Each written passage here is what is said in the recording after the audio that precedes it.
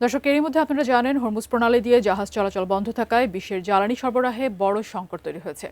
চীন, Malaysia, Singapore ও Indonesia থেকে যেসব তেল আসবে আপাতত তাতে কোনো সংকট নেই।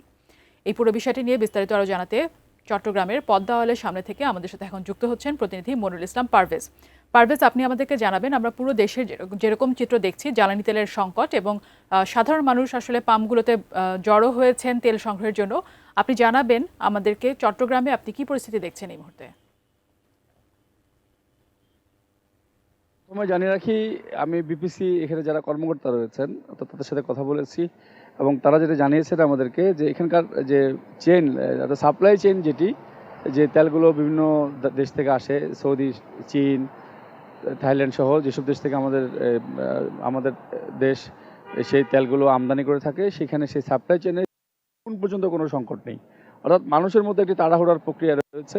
মানুষ মনে করছে যে ইরান, আমেরিকা এবং যে ইসরায়েলের যে যুদ্ধ হচ্ছে সেটিতে হয়তো হরমুজ প্রণালী বন্ধ হয়ে যাওয়ার কারণে হয়তো তেল বাংলাদেশে পাওয়া যাবে না, বা এই ধরনের একটি হয়তো মানুষের এটি রিউমার বলবো। এটি যেন এখন পর্যন্ত জুন পর্যন্ত যেহেতু সংকট নাই, অর্থাৎ এলসির মানে টাকা দিয়ে দেওয়া হয়েছে, সবগুলো পাইপলাইনে আছে, হয়তো কিছু জাহাজ আটকা পড়েছে। যেমন সৌদিতে 2 লাখ টন অপরিশোধিত তেল নিয়ে কয়েকটি জাহাজ আটকা পড়েছে।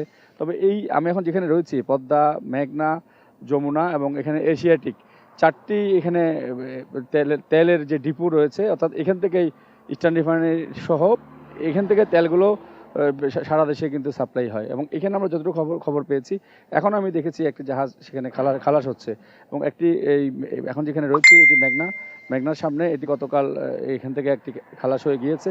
আরও 2-1টি জাহাজ এখানে ঢুকছে। তবে এখানকার কথা বলে যতটুকু জানা গেল, অর্থাৎ এখনও অনেক সময়, জুন, এটি মাত্র মাস চলছে, এপ্রিল, মে, জুন পর্যন্ত যে সাপ্লাই চেন সেখানে টাকা পয়সা দিয়ে দেওয়া হয়েছে অনেকগুলো দেশে। সেগুলো আসার জন্য হয়তো দাম হয়তো এদিক ওদিক হতে পারে। যেমন যেই টাকাটি দেওয়া হয়েছে সেটি হয়তো হরমুজ প্রণালী দিয়ে ঘুরে আসলে হয়তো $1 খরচ হতো, সেটি যদি এখন অন্য জায়গা দিয়ে ঘুরে আসতে হয় তাহলে হয়তো যে দর অর্থাৎ খরচটি হয়তো একটু বাড়বে। এই ধরনের একটি তথ্য আমাদেরকে জানানো হয়েছে। অর্থাৎ সংকট সেটি কিন্তু হবে না, হয়তো অন্য জায়গা থেকে, চীন থেকে বা অন্যান্য যে দেশগুলো রয়েছে সেখান থেকে ঘুরে আসতে হয়তো একটু খরচটা হয়তো একটু বাড়তে পারে। তবে তেলের যে সংকট সেটি কিন্তু নাই, সে ধরনের তথ্যই আমার কাছে এখান থেকে রয়েছে।